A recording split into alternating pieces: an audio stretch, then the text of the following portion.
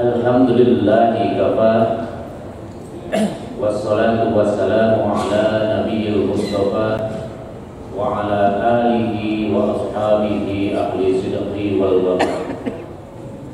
Asyhadu an la ilaha illallah wa asyhadu anna Muhammadan abduhu wa rasuluh. Allahumma salli ala Muhammad wa ala ali Muhammad kama shallaita ala Ibrahim wa ala ali Ibrahim fil alamina innaka Hamidum Majid. Wa qala Allah ta'ala fil Qur'anil Karim, a'udzu billahi minasy syaithanir rajim. Bismillahirrahmanirrahim. Kuntum khairu ummah ukhrijat linnas ta'muruna bil ma'ruf wa tanhauna 'anil munkar wa tu'minuna billah. Shadaqallahul azim. Al-ayat. Hadirin sidang Jumat yang dimuliakan Allah, puji dan syukur sebatasnya kita memanjatkan hanya kepada Allah Subhanahu wa ta'ala. Pada siang yang berbahagia ini kita bersyukur kepada Allah, kita diberikan kesehatan, diberikan kemampuan, sehingga kita bisa memenuhi salah satu undangan Allah dalam rangka melaksanakan sholat Jumat berjamaah. Salawat dan salam semoga Allah tetap melimpahkan kepada Nabi Muhammad Sallallahu Alaihi Wasallam, kepada keluarganya, kepada sahabatnya, kepada tabi'in sampai kepada kita semua yang insya Allah berusaha mengikuti jejak dan langkah beliau.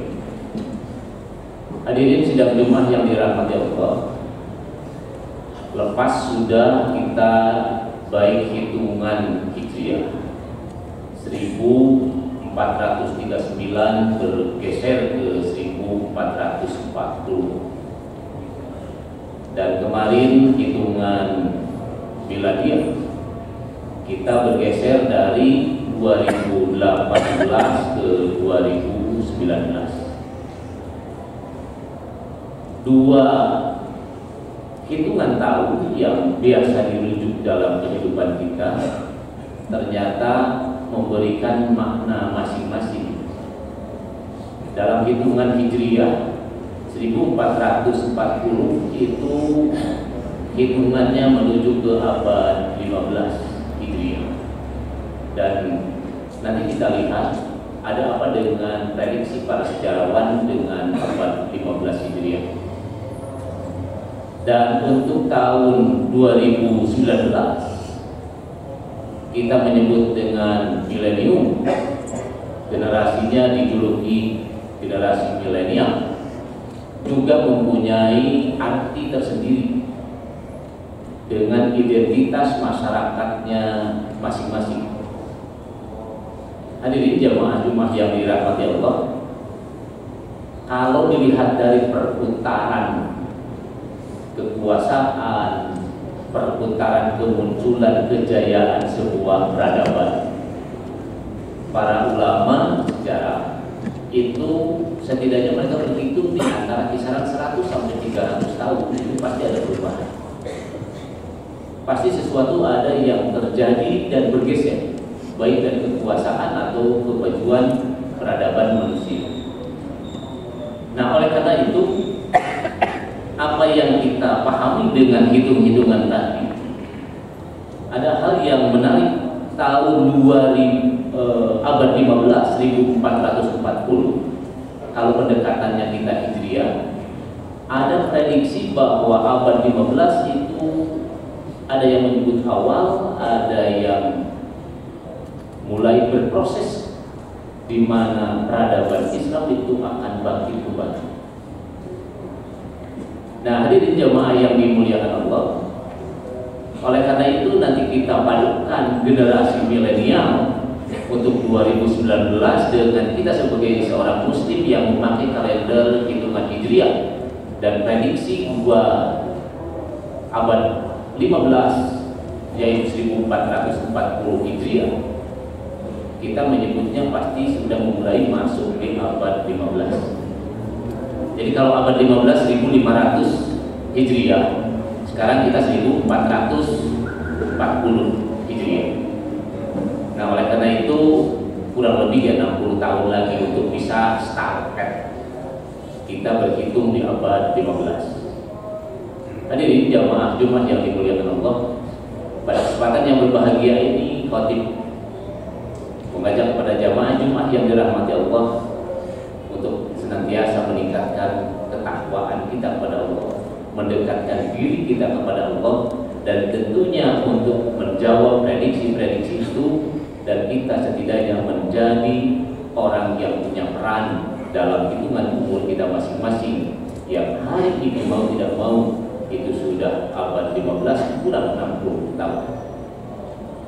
Hadirin jamaah yang dirahmati Allah, ada sebuah lembaga survei misalnya Pew Research Center itu, saya kutip tanggal 2 bulan 4 2015, pernah merilis bahwa jumlah penduduk yang beragama Islam meningkat sangat cepat daripada agama lainnya. Dan lembaga ini juga mengatakan bahwa jumlah umat Islam itu diprediksi mengimbangi pemeluk agama Kristen di tahun 2050. Nah, hadirin jamaah yang dirahmati Allah, lembaga survei internasional ini dengan trennya dia meneruskan atau melanjutkan prediksinya di 2050 itu perkiraan umat Islam itu mencapai 2,8 miliar pada tahun 2050, atau secara persentase itu 30% umat Islam itu menjadi penduduk dunia pada waktu itu. Sisanya 70% dan terbagi-bagi kepada agama yang lain. Oleh karena itu angka 30% di 2050 itu ada yang memprediksi umat Islam itu setengahnya lebih dari penduduk dunia pada waktu itu adalah muslim. Hadirin jamaah Jumat yang dirahmati Allah, ada hal yang menarik dengan angka-angka hasil survei internasional. Misalnya lembaga National Intelligence Council NIC itu di Amerika Serikat juga pernah memberikan atau merilis data tentang kebangkitan peradaban Islam yang diprediksi akan berjaya itu di tahun 2020. Ini luar biasa, dan jika Allah memperkenankan dan menakdirkan itu, maka peradaban Islam itu akan mulai terlihat dan bangkit di tahun 2020. 1 tahun lagi dari kita hari ini. Hadirin jamaah Jumat yang dirahmati Allah, perkembangan jumlah kaum muslimin di dunia tidak lantas menjadi hal yang kita harus lupain kalau prediksi itu benar dan bisa terjadi dalam kehidupan kita. Jadi kalau kita hitung abad di mana Hijriah pendekatannya adalah abad 15, saya katakan tadi kurang lebih kita akan bertemu dengan abad 15 itu 60 tahun lagi. Siapa di antara kita yang masih punya kesempatan dan punya harapan umur, kecuali anak-anak kita yang hari ini masih muda plus 60 tahun ke depan. Tetapi 2020 nyata-nyatanya sudah di hadapan kita, tetapi orang lain NIC dari Amerika sudah memprediksi 2020 kebangkitan peradaban Islam itu dimulai. Hadirin jamaah Jumat yang dirahmati Allah, ada hal yang kita bisa lihat pendekatan terhadap prediksi-prediksi dari lembaga survei. Yang pertama, Rasul Shallallahu Alaihi Wasallam itu pernah menyampaikan bahwa suatu waktu nanti umat itu akan banyak. Bahkan Rasul lebih senang di dalam hadis pernikahan itu, tazawwadul wadudal wadud. Kata Rasulullah itu, nikahilah oleh kamu perempuan-perempuan yang bisa memberikan keturunan yang baik. Wa ana mukatsiru bikumul ummah. Dan aku, kata Rasulullah, akan sangat bangga nanti di yaumil akhir karena umatku paling banyak dibandingkan dengan umat yang lain. Jadi Rasulullah itu juga punya kebanggaan, kesenangan kalau nanti di yaumil akhir itu umatnya paling banyak. Maka dalam pernikahan, nikahilah perempuan-perempuan yang subur, gitu dalam bahasa kita. Nah, hadirin jamaah yang dirahmati Allah, Oleh karena itu Rasulullah SAW juga menyampaikan kepada para sahabat, suatu waktu akan terjadi bahwa umat itu nanti banyak. Nah, cuma kapan banyaknya itu yang Rasulullah tidak memberikan gambaran. Tetapi dengan banyaknya itu, kata Rasulullah, apakah kualitasnya, ditanya oleh para sahabat itu bagaimana? Nah, kata Rasulullah dalam hadis-hadis yang lain itu menyebutkan kadusya isyail. Umat Islam pada waktu itu banyak, tetapi kadusya isyail, kualitasnya itu seperti buih di lautan. Kalau buih di lautan itu tertiup, terhempas angin bisa habis. Nah, ada kekhawatiran kalau umat Islam memang secara demografi itu banyak dan diprediksi 2050 itu 30% dari penduduk warga dunia itu adalah muslim, maka mudah-mudahan dengan kualitasnya, mudah-mudahan dengan integritas keislamannya, jangan sampai masuk dalam satu situasi yang Rasulullah gambarkan tadi, kagusya'is syair. Bahkan Rasulullah sangat menakutkan bila sebuah atau suatu waktu Rasulullah SAW memprediksi umatku itu yang paling ditakutkan adalah penyakit wahan. Mahwal wahnu, apa itu ya Rasulullah? Penyakit wahan itu. Rasulullah menjawab, hubbud dunya wa karahiyatul maut. Kata Rasulullah, penyakit wahan itu adalah penyakit yang akan mengindap bagi umatku, yaitu hubbud dunya wa karahiyatul maut. Mereka lebih senang dan mencintai kehidupan dunia dan takut akan kematian. Mudah-mudahan ini yang tidak terjadi. Yang kedua, prediksi dari survei itu bisa didekati, di mana Rasulullah juga bangga karena suatu waktu nanti umatku itu banyak, dan dengan banyaknya itu mereka beribadah dan taat kepada Allah itu dengan baik. Bahkan para sahabat bertanya, ya Rasulullah, apakah itu dari golonganku? Para sahabat ini yang senantiasa mengikuti. Kata Rasulullah, bukan. Kalian ya orang-orang yang baik, generasi yang baik. Tapi kelak ada sebuah generasi yang juga itu dibanggakan oleh Rasulullah. Mereka adalah kelompok generasi yang masuk di kelompok generasi akhir zaman. Tetapi mereka tetap beriman kepada Allah, taat melaksanakan ibadah kepada Allah, tidak menyekutukan Allah, walaupun mereka tidak pernah bertemu denganku, kata Rasulullah. Jadi kalau para sahabat kecintaan kepada Rasulullah begitu tinggi, ketaatannya wajar karena para sahabat bertemu dan dibimbing langsung oleh Rasulullah. Tapi kata Rasulullah, ada yang aku banggakan di antara umatku, yang mereka tetap ada di dalam ketaatan walaupun mereka tidak bertemu denganku dan tidak sejama. Mudah-mudahan ini adalah bagian dari kelompok kita yang kita jauh ditinggalkan 14 abad oleh Rasulullah dan tidak pernah kita bertemu dengan baginda Rasulullah. Hadirin jemaah-jemaah yang dirahmati Allah. Oleh karena itu, apa sebenarnya kuncinya kalau memang kita ingin menguasai sesuatu dalam kehidupan ini? Allah Subhanahu wa taala menyampaikan di dalam firman-Nya, qala Musa liqaumihi ista'inu billahi wasbiru innal arda lillahi yurisuha may yasha'u min ibadihi wal 'aqibatu lil muttaqin. Allah menyampaikan, wahai Musa, katakan kepada kaummu, ista'inu billah wasbiru, mohon pertolonganlah kepada Allah dan bersabarlah kamu sekalian kepada Allah. Innal arda lillahi yurisuha, sesungguhnya bumi ini adalah milik Allah. Jadi tidak usah takut dengan kehidupan dunia, tidak usah takut dengan kekuasaan dan lain sebagainya yang kadang-kala menyeret, menggeser, membawa kita kepada suatu hal yang tidak jelas. Allah mengajarkan bumi ini adalah milik Allah, tapi Allah akan mewariskan bumi ini kepada hamba-hambaku yang aku kehendaki. Wal 'aqibatu lil muttaqin, dan sebaik-baiknya akibat itu adalah bagi orang-orang yang bertakwa.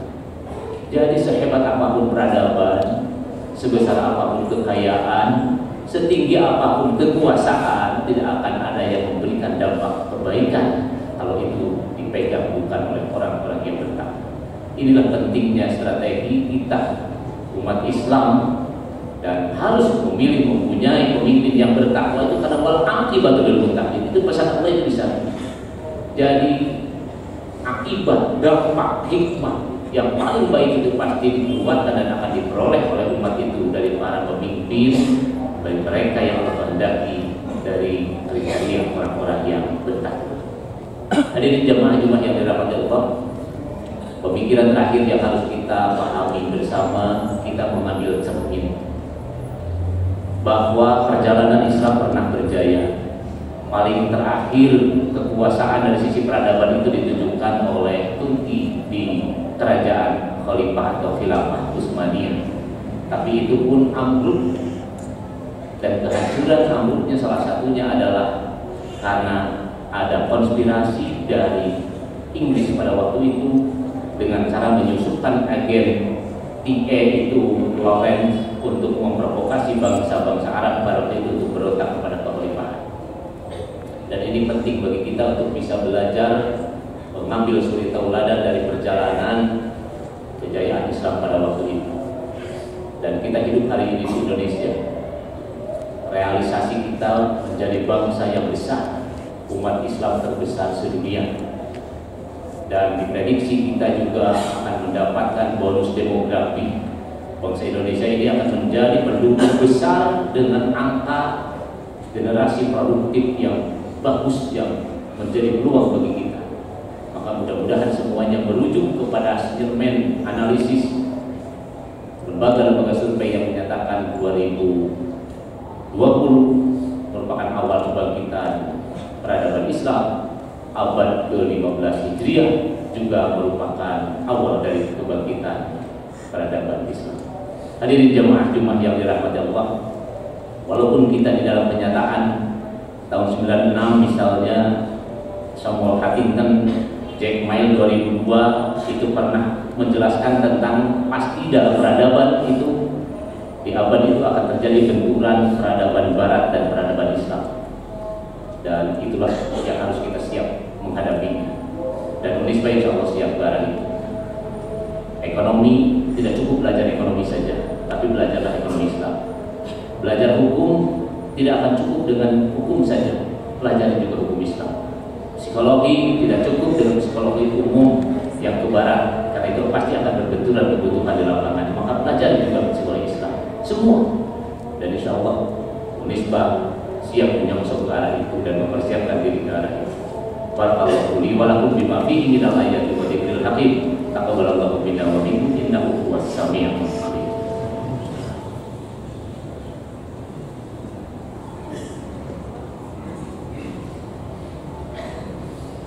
Innal hamdalillah nahmaduhu wa nasta'inuhu wa nastaghfiruh wa na'udzu billahi min shururi anfusina wa min sayyiati a'malina. May yahdihillahu fala mudilla lahu wa may yudlilhu fala hadiya lahu. Asyhadu an la ilaha illallah wa asyhadu anna Muhammadan abduhu wa rasuluhu alladzi la nabiyya ba'da. Hadirin jamaah Jumat yang dirahmati Allah, pada khutbah kedua khatib sekali lagi mengajak kepada jamaah Jumat yang dirahmati Allah, mari kita menyongsong, mempersiapkan diri untuk mengisi perjalanan kita masing-masing sesuai dengan kemampuan dan posisi kita masing-masing. Kita membuktikan bahwa apa yang diprediksi oleh mereka kebangkitan Islam dimulai abad 2020 milenial dan secara hijriah itu abad 15, dan semua di antara kita adalah orang-orang yang akan mengisi dan berada pada fase itu. Oleh karena itu, satu yang harus kita persiapkan, apa yang disampaikan Allah kepada Nabi Musa tadi, bahwa identitas kita tidak boleh bergeser, karena Allah akan memberikan itu kepada mereka yang punya identitas ketauhidan kepada Allah Subhanahu wa Ta'ala. Setinggi apapun keilmuan, sains, teknologi, tidak akan ada maknanya jika kita menjauh dari rahmat Allah Subhanahu wa Ta'ala. Tapi apapun yang kita lakukan selama kita pendekatan mengamankan tauhid dan mencapai ketinggian peradaban ilmu itu, ketinggian teknologi, tentunya akan dari Allah Subhanahu wa Ta'ala. Alhamdulillahirabbil alamin hamdan yuwafi ni'amahu wa yukafi majidah. Ya Rabbana alhamdu kama yanbaghi li jalali wajhikal karim wa adimi sultan. Allahumma ighfir lil mu'minina wal mu'minat wal muslimina wal muslimat al ahya'u minhum wal amwat bi rahmatika ya arhamar rahimin. Allahumma ya Allah ya Aziz ya Rahman, berikanlah kepada kami kemuliaan di dalam kehidupan ini ya Allah, karena tidak ada yang Kau angkat dengan berbagai kemuliaan itu kecuali Engkau yang memposisikan dan menempatkannya ya Allah. Allahumma ya Allah, janganlah kami hinakan di dalam kehidupan ini, karena tidak ada orang yang Kau hinakan kecuali Engkau buka aibnya di tengah-tengah kehidupan kami ya Allah. Oleh karena itu tutuplah aib kami ya Allah. Tutuplah aib kami di dalam kehidupan dunia sampai kelak kehidupan di akhirat ya Rabbana. Allahumma ya Allah ya Rahman, kasih sayang-Mu begitu luas, rahmat-Mu begitu terhampar. Cucurkan dan curahkan itu kepada kami semua, khususnya bangsa Indonesia ya Allah. Berikan kepada kami keteguhan iman, keteguhan hati untuk senantiasa memberikan satu posisi ruang di dalam ibadah kami. Tidak ada Tuhan kecuali Engkau ya Allah. La ilaha illallah, la ilaha illallah. Tiada Tuhan yang kami sembah, tiada lagi yang patut kami ibadahi kecuali Engkau ya Allah. Kuatkan kami untuk senantiasa berada di dalam keimanan dan ketunggalan menyembah kepada-Mu ya Allah. Rabbana la tuzigh qulubana ba'da idh hadaitana wa hab lana min ladunka rahmah innaka antal wahhab. Rabbana atina fid dunya hasanah wa fil akhirati hasanah wa qina adzabannar. Walhamdulillahirabbil alamin. Wassalamualaikum warahmatullahi wabarakatuh.